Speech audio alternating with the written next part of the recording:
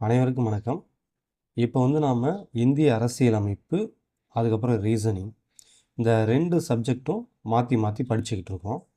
இப்போ நம்ம என்ன பண்ண போறோம்னா, அது கூட 3வதா ஒரு சப்ஜெக்ட்ட ஆட் பண்ணிக்க போறோம். அது என்ன சப்ஜெக்ட் அப்படின்னு பார்த்தீங்கன்னா, தமிழ்நாட்டின் வரலாறு, பண்பாடு, மரபு மற்றும் சமூக அரசியல் இயக்கங்கள். இந்த சப்ஜெக்ட் பார்த்தீங்கன்னா, நமக்கு சிலபஸ்ல யூனிட் 6ன்னு சொல்லி குடுத்துருப்பாங்க. சரிங்களா? இப்போ நம்ம என்ன பண்ண போறோம்னா, 3வதா இந்த சப்ஜெக்ட்டையும் இப்போ நம்ம படிக்க ஸ்டார்ட் பண்ண போறோம். ஆனா முக்கியமான விஷயம் என்னன்னா, இந்த சப்ஜெக்ட் சம்மந்தமா இப்போதைக்கு நான் கிளாஸஸ் எதுவும் எடுக்க போறதில்ல. சரிங்களா? அதாவது இந்த சப்ஜெக்ட் சம்மந்தமா இப்போதைக்கு ஸ்டடி வீடியோஸ் எதுவும் உங்களுக்கு வராது. சரிங்களா? ஆனா இப்போ நம்ம என்ன பண்ண போறோம்னா, இந்த சப்ஜெக்ட் சம்மந்தமா ஸ்கூல் புக்ல நீங்க என்னென்ன படிக்கணும் அப்படிங்கிறத நான் சொல்லிடுறேன். நம்ப இந்த சப்ஜெக்ட்டுக்கு கிளாஸை ஸ்டார்ட் பண்ணுறதுக்குள்ள நீங்கள் இப்போ நான் சொல்ல போகிற பாடங்களை மினிமம் ஒரு 3 டைமாவது படிச்சிருக்கணும். சரிங்களா? ஸோ தெளிவாக புரிஞ்சுக்கோங்க. இப்போதைக்கு நாம் இதுக்கு ஸ்டடி வீடியோஸ் போட போகிறது கிடையாது. ஆனால் நம்ம ஸ்டடி வீடியோஸ் போடுறதுக்குள்ள சரிங்களா? ஸோ அதை ஸ்டார்ட் பண்ணுறதுக்குள்ள நீங்கள் என்ன பண்ணணும்னா, இப்போ நான் சொல்ல போகிற பாடங்களெல்லாம் மினிமம் ஒரு 3 டைமாவது திரும்ப திரும்ப படிச்சிருக்கணும். நான் திரும்ப திரும்பன்னு சொல்கிறது ஒரே நாளில் கிடையாது. சரிங்களா? நம்ம ஏற்கனவே ஒரு வீடியோவில் சொல்லியிருந்த மாதிரி கேப் விட்டு விட்டு மினிமம் ஒரு 3 டைமாவது படிங்க. சப்போஸ் உங்களுக்கு அந்த அளவுக்கு டைம் இல்லைனா அட்லீஸ்ட் ஒரு 2 டைமாவது படித்து முடிச்சிருங்க. சரிங்களா? இதுக்கான ஸ்டடி வீடியோஸ் நாம் ஸ்டார்ட் பண்ணுறதுக்குள்ள ஒரு 2 டைமாவது நீங்கள் நான் சொல்ல போகிற பாடங்களை படிங்க. அதை நீங்கள் மனப்பாடம் பண்ணணும் அப்படின்னு கூட அவசியம் இல்லை. சரிங்களா? உங்களுக்கு புரியுது புரியல, மனசில் பதியுது பதியல, அதெல்லாம் பிரச்சனை இல்லை. பட் ஜஸ்ட் ஒரு 2 டைம் நான் சொல்ல போகிற எல்லா பாடங்களையும் படித்து மட்டும் வச்சுக்கோங்க. சரிங்களா? ஏன்னா நீங்கள் ஒரு 2 டைம் படிச்சிட்டிங்கன்னா நம்ம இதுக்கான ஸ்டடி வீடியோஸ் போடும்போது உங்களுக்கு ரொம்ப ஈஸியாக இருக்கும். அதுக்காக தான் சொல்கிறேன். அண்ட் முக்கியமான விஷயம் இதெல்லாம் நம்ம ஈஸியாக முடிச்சிடலாம். ஏன்னா இதில் சொல்லிக் கொடுக்கறதுக்கு பெருசாக எதுவும் இருக்காது. அதேமாதிரி புரிஞ்சுக்கிட்டு படிக்கிறதுக்கெலாம் பெருசாக ஒன்றும் கிடையாது. எல்லாமே பார்த்தீங்கன்னா ஃபேக்சுவல் இன்ஃபர்மேஷனாக தான் இருக்கும். கதை மாதிரி தான் இருக்கும். வரலாறுனாலே என்ன, ஏற்கனவே ஒரு நடந்த சம்பவங்களை நம்ம படிக்கிறது தான். இப்போ தமிழ்நாட்டின் வரலாறுனா தமிழ்நாடு தொடர்பான சம்பவங்களை நம்ம படிக்க போகிறோம். தமிழ்நாட்டில் பழங்காலத்தில் நடந்த அந்த சம்பவங்களெல்லாம் நம்ம படிக்க போகிறோம். அவ்வளோதான் தமிழ்நாட்டின் வரலாறு அப்படிங்கிறது. ஸோ அதனால் இதில் பெருசாக புரிஞ்சிக்கலாம் ஒன்றும் இருக்காது. ஈஸியாக முடிச்சிடலாம். உங்கள் சைடு தான் அதில் வேலை கொஞ்சம் அதிகமாக இருக்கும். ஏன்னா ஃபேக்சுவல் இன்ஃபர்மேஷன் நிறையா இருக்கும். அது எல்லாத்தையுமே நீங்கள் படிக்கிற மாதிரி இருக்கும். சரிங்களா? சரி, ஓகே. இப்போ ஃபஸ்ட்டு இந்த சப்ஜெக்ட் சம்மந்தமாக ஒரு ஓவர்வியூ ஒன்று பார்த்துடலாம். அதாவது சிலபஸில் இந்த சப்ஜெக்ட் சம்மந்தமாக என்னென்ன கொடுத்துருக்காங்க அப்படின்னு பார்த்துட்டு, அதுக்கப்புறம் அது சம்மந்தமாக நம்ம ஸ்கூல் புக்கில் என்னென்ன படிக்கணும் அப்படிங்கிறத பார்த்துடலாம். இப்போ ஃபஸ்ட்டு பார்த்தீங்கன்னா, நமக்கு சிலபஸில் கொடுத்துருக்கிற டாபிக்ஸை நம்ம 5ஆக பிரிச்சுக்கலாம். அதாவது ஒரு 5 பார்ட்டாக பிரிச்சுக்கலாம் அப்படின்னு வச்சுங்களேன். இப்போ இதில் இந்த ஃபஸ்ட்டு பார்ட்டில் பார்த்தீங்கன்னா என்ன கொடுத்துருப்பாங்கன்னா, தமிழ் சமுதாய வரலாறு, அது தொடர்பான தொல்லியல் கண்டுபிடிப்புகள் அப்படின்னு சொல்லி கொடுத்துருப்பாங்க. இப்போ இது ரிலேட்டடாக நம்ம என்னென்ன படிக்கணும் அப்படின்னு பார்த்தீங்கன்னா, இந்த அகழ்வாராய்ச்சி தொடர்பான செய்திகள். இப்போ உதாரணத்துக்கு கீழடி அகழ்வாராய்ச்சியை சொல்லலாம். அப்போ அந்த மாதிரியான செய்திகள், அதுக்கப்புறம் கல்வெட்டுகள், செப்பேடுகள், அதுக்கப்புறம் பார்த்தீங்கன்னா பழங்கால நினைவு சின்னங்கள். ஸோ இந்த மாதிரியான தகவல்கள் எல்லாமே உங்களுக்கு இந்த பார்ட்டு கீழே வந்துடும். இந்த தொல்லியல் கண்டுபிடிப்புகள் அப்படிங்கிறதுலே பார்த்தீங்கன்னா உங்களுக்கு அகழ்வாராய்ச்சி சம்மந்தமான எல்லா செய்தியுமே வந்துடும். குறிப்பாக கல்வெட்டுகள், செப்பேடுகள், அப்புறம் ஏதாவது பழங்கால நினைவு சின்னங்கள், இந்த நாணயங்கள் அந்த மாதிரிலாம் படிப்போம் இல்லைங்களா? ஸோ இது எல்லாமே இந்த டாபிக் கீழே உங்களுக்கு வந்துடும். சரிங்களா? இந்த பார்ட்டு கீழே வந்துடும். அடுத்து செகண்ட் பார்ட்டில் பார்த்தீங்கன்னா, சங்ககாலம் முதல் இக்காலம் வரையிலான தமிழ் இலக்கியம் அப்படின்னு சொல்லி கொடுத்துருப்பாங்க. ஸோ இதில் நாம் என்ன படிக்கணும் அப்படின்னு பார்த்தீங்கன்னா, சங்க காலத்திலிருந்து இப்போ வரைக்கும் இருக்கிற முக்கியமான தமிழ் இலக்கியங்களை மட்டும் படிச்சுக்கிட்டோன்னா போதும். சரிங்களா? இப்போ சங்க காலத்தில் பார்த்தீங்கன்னா 10 பாட்டு 8 தொகை இருக்குமா? கரெக்டு தானே? ஆமாம், 10 பாட்டு 8 தொகை. அது ரெண்டுத்தையும் சேர்த்து 14 மேல்கணக்கு நூல்கள் அப்படின்னு சொல்லுவாங்க. ஸோ அதில் ஸ்டார்ட் பண்ணி அதுக்கப்புறம் 14 கீழ்கணக்கு நூல்கள் இருக்கும், 50 காப்பியங்கள் இருக்கும், அதுக்கப்புறம் பக்தி காலத்தில் பக்தி இலக்கியங்கள் இருக்கும். ஸோ அப்போ அதுக்கப்புறம் மறுமலர்ச்சி இலக்கியங்கள் வரும். சரிங்களா? ஸோ இந்த மாதிரி சங்க காலத்திலிருந்து இப்போ வரைக்கும் இருக்கிற முக்கியமான தமிழ் இலக்கியங்களை மட்டும் நம்ம படிச்சுக்கிட்டா போதும். சரிங்களா? ஸோ அடுத்து பார்த்தீங்கன்னா திருக்குறள். திருக்குறள் சம்மந்தமான சில விஷயங்கள நம்ம படிக்கிற மாரி இருக்கும். இது அதே மாரி இது. இந்த 4 பார்ட்டும் பிரச்சனை இல்ல. புதுசா படிக்கிறவங்க கூட வந்து இத வந்து படிச்சிடலாம். கொஞ்சம் ஈஸியா தான் இருக்கும். ஆனா, புதுசா படிக்கிறவங்களுக்கு திருக்குறள்லேருந்து கொஸ்டின் எப்படி கேட்பாங்க? திருக்குறள் படிக்கும்போது நம்ம எப்படி படிக்கணும்? அப்படின்னு சில பேருக்கு ஐடியா இல்லாம இருக்கலாம். அதாவது இதுவரைக்கும் எக்ஸாமே எழுதாதவங்களுக்கு, இந்த டாபிக்லேருந்து எப்படி கொஸ்டின் கேட்பாங்க? அப்படின்னு ஒரு ஐடியா இல்லாம இருக்கலாம். அந்த மாதிரி யாராவது இருந்தீங்கன்னா, கமெண்ட் பண்ணுங்க. சரிங்களா? எனக்கு திருக்குறள் சம்மந்தமா சுத்தமா எந்த ஐடியாவும் இல்ல. அதுலேருந்து கொஸ்டின்ஸ் எப்படி எப்படி கேட்பாங்க? நம்ம என்னென்ன படிக்கணும்? அந்த மாதிரி எனக்கு எந்த ஐடியாவும் இல்ல. ஸோ, அதனால அதுக்கு தனியா ஒரு வீடியோ போடுங்க அப்படின்னு சொல்லி கமெண்ட் பண்ணுங்க. ஸோ, நெறைய பேர் அந்த மாதிரி கேட்டிருந்தீங்கன்னா, இந்த திருக்குறளுக்கு மட்டும் நான் ஜஸ்ட் வந்து எப்படி படிக்கணும்? எப்படி அப்ரோச் பண்ணணும்? அப்படிங்கிறத பத்தி தனியா ஒரு வீடியோ போடுறேன். சரிங்களா? சரி ஓகே. அப்போ இதில பார்த்தீங்கன்னா, திருக்குறள் சம்மந்தமான தகவல்கள் படிக்கணும். இத நம்ம பின்னாடி கூட பார்த்துக்கலாம். இல்லன்னா தனியாவே ஒரு வீடியோவா பார்த்துக்கலாம். அடுத்து பார்த்தீங்கன்னா, தமிழ்நாட்ல நடந்த விடுதலை போராட்டம். அதில தமிழ்நாட்டிலேருந்து யாரெல்லாம் ஆக்டிவா பார்ட்டிசிபேட் பண்ணது? பெண்கள் யாரெல்லாம் கலந்துக்கிட்டாங்க? ஸோ இந்த மாதிரியான தகவல்கள் ஃபுல்லாவே நாம இந்த டாபிக் கீழ படிப்போம். அடுத்தது பார்த்தீங்கன்னா, தமிழ்நாட்ல நடந்த சீர்திருத்தங்கள். சரிங்களா? தமிழ்நாட்ல பழங்காலத்தில பழங்காலம்னா ஒரு 1950 சுதந்திரத்துக்கு முன்னாடி அப்படின்னு வச்சுக்கலாம். அதுவரைக்குமே பார்த்தீங்கன்னா, நெறைய வந்து மூட நம்பிக்கைகள், அதுக்கப்புறம் வந்து ரொம்ப கேவலமான சில விஷயங்களெல்லாம் ஃபாலோ பண்ணிக்கிட்டு இருந்தாங்க. ஸோ அதெல்லாம் எப்படி வந்து மாறுனுச்சு? அது மாறுனதுக்கு யாரெல்லாம் காரணமா இருந்தாங்க? அது மாறுனதுக்கு எந்தெந்த அமைப்புகள்லாம் காரணமா இருந்தது? ஸோ இந்த மாதிரியான தகவல்கள வந்து நம்ம இங்க படிப்போம்.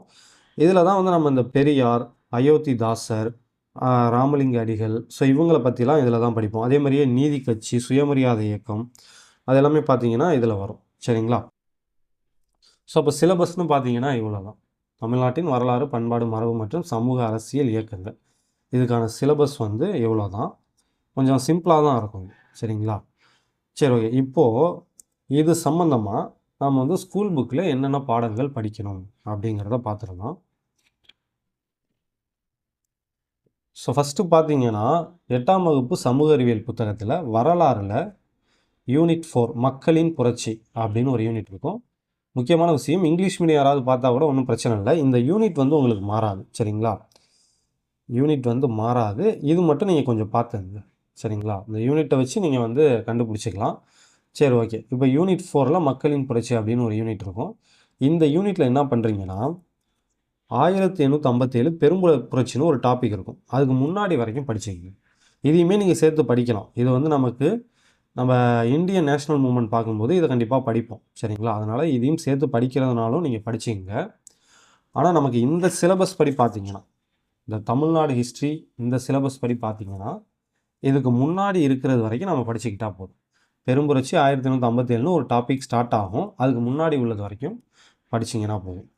அடுத்து பார்த்தீங்கன்னா, 10ஆம் வகுப்பு சமூக அறிவியல் புத்தகத்தில வரலாறுல யூனிட் 6 ஆங்கில ஆட்சிக்கு எதிராக தமிழகத்தில் நிகழ்ந்த தொடக்க கால கிளர்ச்சிகள் அப்படின்னு ஒரு யூனிட் குடுத்திருப்பாங்க. இந்த யூனிட் படிக்கிற மாரி இருக்கும். அடுத்து பார்த்தீங்கன்னா, யூனிட் 9 தமிழ்நாட்டில் விடுதலை போராட்டம். ஸோ இது படிக்கணும். அப்புறம் யூனிட் 10 தமிழ்நாட்டில் சமூக மாற்றங்கள். இந்த யூனிட்லாம் நீங்க ஃபுல்லாவே படிச்சுக்கணும். சரிங்களா? அடுத்து பார்த்தீங்கன்னா, யூனிட் 5ல 5.7ன்னு ஒரு சப் டாபிக் குடுத்திருப்பாங்க. தமிழ்நாட்டின் சமூக சீர்திருத்தவாதிகள் அப்படின்னு. இதில வந்து வள்ளலார் பத்தியும், அயோத்திதாசர் பத்தியும் குடுத்திருப்பாங்க. ஸோ அத வந்து நீங்க படிச்சுக்கணும். முக்கியமான விஷயம், இந்த யூனிட்டுமே வந்து நீங்க ஃபுல்லா படிச்சுக்கலாம். ஏன்னா இது வந்து நமக்கு இந்தியன் கல்ச்சர் கீழ கவர் ஆகும். அதாவது இந்தியாவின் கலாச்சாரம், பண்பாடுன்னு இருக்கும் இல்லையா? ஸோ அதுக்கு கீழ வந்து இது கவர் ஆகும். ஆனா நமக்கு இந்த தமிழ்நாடு ஹிஸ்ட்ரி சிலபஸ் படி பார்த்தோம்னா, இத மட்டும் படிச்சீங்கன்னா போதும். சரிங்களா? நீங்க ஃபுல் யூனிட் படிக்கிறதுனாலும் தாராளமா படிச்சுக்கலாம். சரிங்களா? அடுத்து பார்த்தீங்கன்னா, 11ஆம் வகுப்பு அரசியல் அறிவியல் புத்தகத்தில யூனிட் நம்பர் 14 தமிழகத்தில் அரசியல் வளர்ச்சி அப்படின்னு குடுத்திருப்பாங்க. இந்த யூனிட் படிக்கணும். அதுக்கப்புறம் வந்து யூனிட் 15 தமிழக அரசியல் சிந்தனைகள் அப்படின்னு குடுத்திருப்பாங்க. இதுவும் வந்து படிக்கணும். அதுக்கப்புறம் பார்த்தீங்கன்னா, யூனிட் 13 அதில வந்து 13.9ன்னு ஒரு டாபிக் வந்து இருக்கும். சரிங்களா? சப் டாபிக் 13.9ன்னு இருக்கும். அதில பார்த்தீங்கன்னா, சென்னை மாகாணத்தில் சமூக நீதி அப்படின்னு குடுத்திருப்பாங்க. ஸோ இத மட்டும் படிங்க. அதான் இதிலிருந்து பாடம் முடியிற வரைக்கும். சரிங்களா? அதுக்கப்புறம் கன்ஃப்யூஸ் ஆயிட வேணாம். இதில் ஸ்டார்ட் பண்ணி பாடம் முடிகிற வரைக்கும் வந்து படிக்கணும். சரிங்களா? ஸோ இது கூட பிடிஎஃப்பில் மென்ஷன் பண்ணலன்னு நினைக்கிறேன். அதனால் இதை நோட் பண்ணி வச்சுக்கோங்க. ஸோ நீங்கள் இதை மட்டும் படிச்சுட்டு விட்டுறாதீங்க. இதில் ஸ்டார்ட் பண்ணி பாடம் முடிகிற வரைக்கும் படிச்சுக்கங்க. ரைட்டுங்களா? அடுத்தது பார்த்தீங்கன்னா 12ஆம் வகுப்பு வரலாறு புத்தகத்தில் யூனிட் நம்பர் 1ல் இந்த 2 டாபிக் மட்டும் படிச்சுங்க. இந்த 2 அமைப்புகளை பற்றி கொடுத்துருப்பாங்க. அதை மட்டும் படிச்சுங்க. சென்னை வாசிகள் சங்கம், மெட்ராஸ் நேட்டிவ் அசோசியேஷன், அதுக்கப்புறம் வந்து சென்னை மகாஜன சங்கம். இது வந்து பேஜ் நம்பர் 8, 9ல் இருக்கும். இதை மட்டும் படித்தா போதும். அதாவது இந்த தமிழ்நாடு ஹிஸ்ட்ரி சம்மந்தமாக இது மட்டும் போதும். சரிங்களா? அடுத்து பார்த்தீங்கன்னா செகண்ட் யூனிட்டில் வந்து 2.6ன்னு ஒரு டாபிக் ஸ்டார்ட் ஆகும்.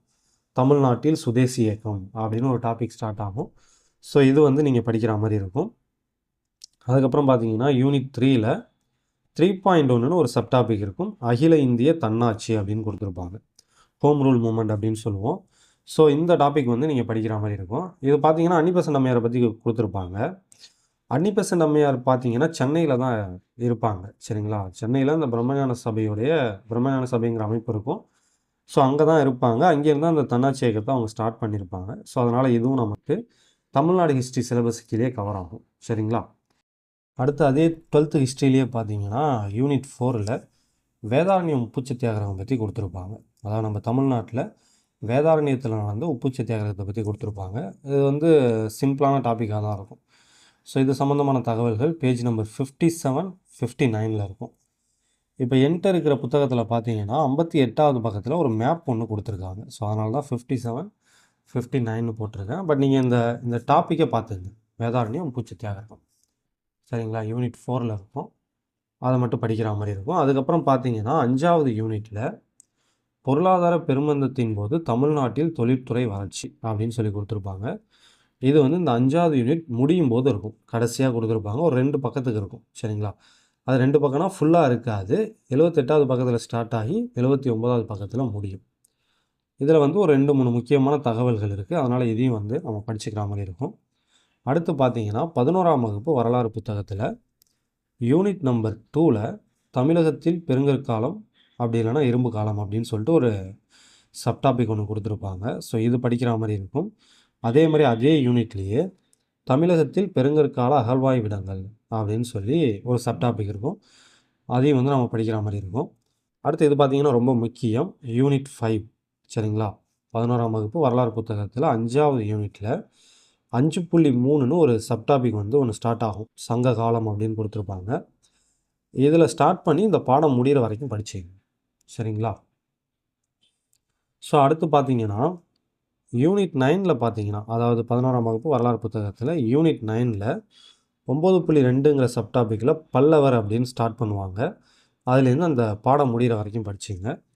அடுத்து 11வது யூனிட் பிற்கால சோழர்கள் மற்றும் பாண்டியர்களை பற்றி கொடுத்துருப்பாங்க. ஸோ இதுவும் வந்து படிக்கிற மாதிரி இருக்கும். இன்னைக்கான முதல் கேள்வி, பொறாமை உடையவரிடம் செல்வம் நிலைக்காதது போல எது இல்லாதவரிடம் உயர்வு இருக்காது என்று வள்ளுவர் குறிப்பிடுகிறார். அடுத்து பார்த்தீங்கன்னா அதே 11ஆம் வகுப்பு வரலாறு புத்தகத்தில் 18வது பாடத்தில் 18.2ன்னு ஒரு சப்டாபிக் ஒன்று ஸ்டார்ட் ஆகும்.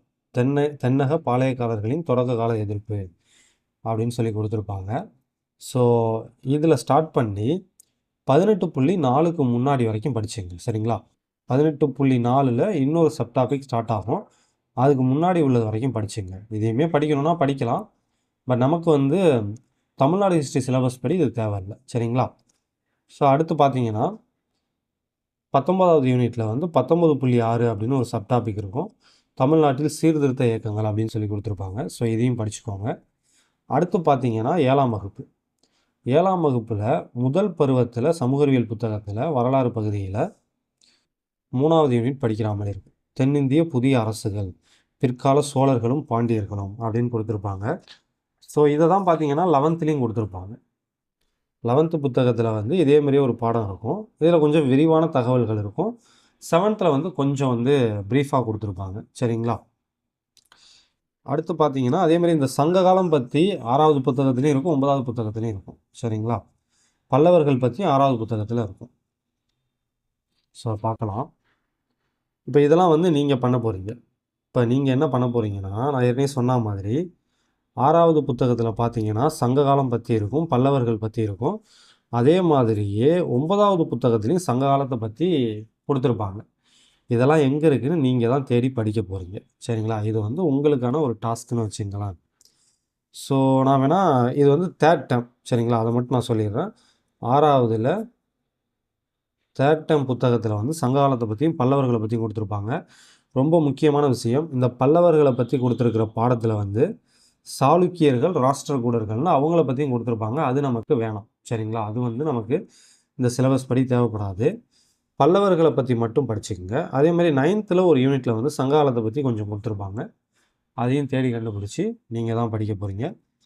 இப்போது இது போக பார்த்தீங்கன்னா முக்கியமான ஒரு டாபிக், திருக்குறளுக்கு நாம் என்ன பண்ணணும் அப்படின்னு பார்த்தீங்கன்னா 6வதுலேருந்து 12வது வரைக்கும் இருக்கிற பள்ளி புத்தகங்களில் இருக்கிற திருக்குறளெல்லாம் நம்ம படிக்கிற மாதிரி இருக்கும். இது வந்து நியூ புக், ஓல்டு புக் ரெண்டுமே சேர்த்து தான் சொல்கிறேன், சரிங்களா? புதிய புத்தகங்களில் இருக்கிற திருக்குறளும் படிக்கணும், பழைய புத்தகத்தில் இருக்கிற திருக்குறளும் படிக்கணும். ஸோ புது புக் பழைய புக்னால் என்னென்னு ஆல்ரெடி சொல்லியிருக்கேன், பட் இருந்தாலும் திரும்ப ஒரு டைம் சொல்லிடுறேன். 2018-19, சரிங்களா? இதுக்கப்புறம் வந்தது வந்து புது புக்கு, இதுக்கு முன்னாடி உள்ளது பழைய புக். ஸோ இந்த 2 புத்தகங்கள்லையும் இருக்கிற திருக்குறளை வந்து நம்ம படிச்சுக்கணும். இவ்வளோதானா, வேர் டு ஸ்டடி இவ்வளோதானா அப்படின்னு கேட்டிங்கன்னா கிடையாது, இன்னும் கொஞ்சம் இருக்குது. ஆனால் அதை நம்ம வந்து செகண்ட் பார்ட்டில் பார்த்துக்கலாம். இப்போதைக்கு இதை படிங்க. இதை படிக்கிறதுக்கே கொஞ்சம் டைம் உங்களுக்கு தேவைப்படும் கண்டிப்பாக, சரிங்களா? அதனால் இதை படித்து முடிங்க. இது போக நாம் என்னென்ன பார்க்கணும் அப்படின்னா, அறிவியலும் இந்திய பண்பாடுன்னு ஒரு புத்தகம் இருக்குது. அதுலேயும் வந்து நம்ம இந்த சப்ஜெக்ட் சம்மந்தமாக கொஞ்சம் படிக்கிற மாதிரி இருக்கும். அதுக்கப்புறம் பார்த்தீங்கன்னா வெங்கடேசன் புத்தகம் இருக்குது, அது வந்து அவுட் சோர்ஸ் அது. ஸோ அதிலேருந்து சில தகவல்களை நாம் படிக்கிற மாதிரி இருக்கும். பட் அதெல்லாம் வந்து நம்ம அடுத்தது பார்த்துக்கலாம். இப்போதைக்கு வந்து இப்போ இது வரைக்கும் நான் சொன்ன பாடங்களை ஃபஸ்ட்டு படிங்க. இதில் முக்கியமான யூனிட்ஸ் அப்படின்னு பார்த்தீங்கன்னா எல்லாமே முக்கியம்தான். இது வரைக்கும் நான் சொன்னது எல்லாமே முக்கியம்தான். பட் அதில் நம்ம கொஞ்சம் நல்லா வந்து என்ன கொடுக்குறது, வெயிட்டேஜ் கொடுத்து படிக்க வேண்டியது எது எது அப்படின்னு பார்த்தீங்கன்னா இந்த பாடம், சரிங்களா? இந்த 8ஆம் வகுப்பு சமூக அறிவியல் புத்தகத்தில் இருக்கிற இந்த பாடம். அதுக்கப்புறம் 10th இருக்கிற இந்த 3 பாடமும் ரொம்ப ரொம்ப முக்கியம். அதே மாதிரி இதுவும் முக்கியம், சரிங்களா? அதுக்கப்புறம் பார்த்தீங்கன்னா இந்த 3 பாடங்கள், இது வந்து ஃபுல் யூனிட் கிடையாது. இதில் ஒரு சப்டாபிக் மட்டும்தான் படிக்க போகிறோம். இந்த 2 பாடம், அதுக்கப்புறம் இந்த சப்டாபிக், இதுவும் வந்து ரொம்ப ரொம்ப முக்கியம். அதுக்கப்புறம் பார்த்தீங்கன்னா சங்க காலம், சரிங்களா? சங்க காலத்திலேருந்து எப்போதுமே வந்து ஒரு கொஷின் கேட்டுருவாங்க. சங்க காலம் இருக்குது இல்லையா, இதுலேருந்து எப்போதும் ஒரு கொஷின் கேட்பாங்க. இது வந்து 11th புத்தகத்தில் இருக்குது, 6thலேயும் இருக்குது, 9thலேயும் இருக்குது. இது ரெண்டையும் நீங்கள் தான் தேடி படிக்க போகிறீங்க. அதுக்கப்புறம் இந்த பல்லவர்கள், சோழர்கள், பாண்டியர்கள் இவங்களை பற்றியும் கொஷின் வந்து கண்டிப்பாக கேட்பாங்க. இந்த கல்வெட்டுகள்லாம் வந்து இந்த பாடங்கள்லேருந்து தான் எடுப்பாங்க மேக்ஸிமம், சரிங்களா? ஸோ அதனால் இதெல்லாம் நம்ம படிக்கிற மாதிரி இருக்கும். மற்றதும் ரொம்ப ரொம்ப முக்கியம்தான், அதில் எந்த சந்தேகமும் இல்லை. ஆனால் இப்போ நான் சொன்னது வந்து ரிப்பீட்டடாக நிறைய டைம் வந்து கொஷின் கேட்குறாங்க, அதுக்காக தான் அதை சொன்னேன். ஸோ அவ்வளோதான் முக்கியமான விஷயம். இதுக்கான பிடிஎஃப் வந்து நான் டெலகிராமில் போடுவேன். ஆனால் இதில் வந்து நான் இப்போ எழுதியிருக்கேன் இல்லையா, அதெல்லாம் இருக்காது, சரிங்களா? அந்த பிடிஎஃப்பில் வந்து இந்த மாதிரி நான் எழுதி சொல்லியிருக்கேன்ல, அதெல்லாம் வந்து பிடிஎஃப்பில் இருக்காது. அதனால் இதை மட்டும் நீங்கள் கொஞ்சம் எக்ஸ்ட்ராவாக ஏதாவது நோட்டில் எழுதி வச்சுக்கோங்க, பிடிஎஃப்பை எடுத்து வச்சுக்கோங்க. அது போக நான் சொல்லியிருக்கிற இந்த விஷயங்களை வந்து நோட்டில் எழுதி வச்சுக்கோங்க. இன்னைக்கான 2வது கேள்வி, பகல் வெல்லும் கூகையை காக்கை இகல் வெல்லும் வேந்தற்கு வேண்டும் பொழுது என்ற குறட்பா உணர்த்துவது. அப்புறம் ஒரு முக்கியமான விஷயம், இப்போ நான் சொன்ன புத்தகங்கள் எல்லாத்தையுமே நான் வந்து நம்மளோட டெலகிராம் சேனலில் வந்து பிடிஎஃபாக போட்டு வருவேன். புத்தகங்கள் இல்லாதவங்க யாராவது இருந்தீங்கன்னா அந்த பிடிஎஃப் வச்சு படிச்சுக்கோங்க. அதே மாதிரியே இங்கிலீஷ் மீடியம் யாராவது இருந்தீங்கன்னா உங்ககிட்ட புத்தகம் இல்லைன்னா கமெண்ட் பண்ணுங்கள், நான் இங்கிலீஷ் மீடியம் புத்தகத்தையும் டெலகிராமில் போட்டு விட்டுறேன். ஸோ வேற என்ன, அவ்வளோதான் நினைக்கிறேன். இப்போதைக்கு வந்து இதில் சொல்லியிருக்கிற பாடங்களை ஃபஸ்ட்டு படித்து முடிங்க. அதுக்கப்புறம் வந்து நம்ம அடுத்து என்னென்ன படிக்கணும் அப்படிங்கிறத பற்றி சொல்கிறேன். இப்போ இந்த திருக்குறளுக்கே வந்து நம்ம கொஞ்சம் வந்து வெளிலேருந்து தகவல்லாம் எடுக்கிற மாதிரி இருக்கும். பட் அதெல்லாம் வந்து அடுத்து பார்த்துக்கலாம், இப்போ ஒரே அடியாக நம்ம பார்க்க வேணாம். ஸோ நான் ஏற்கனவே சொன்ன மாதிரி இதை படித்து முடிக்கிறதுக்கே உங்களுக்கு மினிமம் ஒரு 15 நாள்லேருந்து 1 மந்த் வரைக்கும் டைம் வந்து கண்டிப்பாக தேவைப்படும், சரிங்களா? ஸோ அதனால் ஃபஸ்ட்டு இதை படிங்க, அதுக்கப்புறம் வந்து நம்ம பின்னாடி மற்றதை பார்த்துக்கலாம். நன்றி. இன்னைக்கான கடைசி கேள்வி, கீழ்கண்டவற்றுள் திருவள்ளுவர் நாளாக கொண்டாடப்படுவது எது?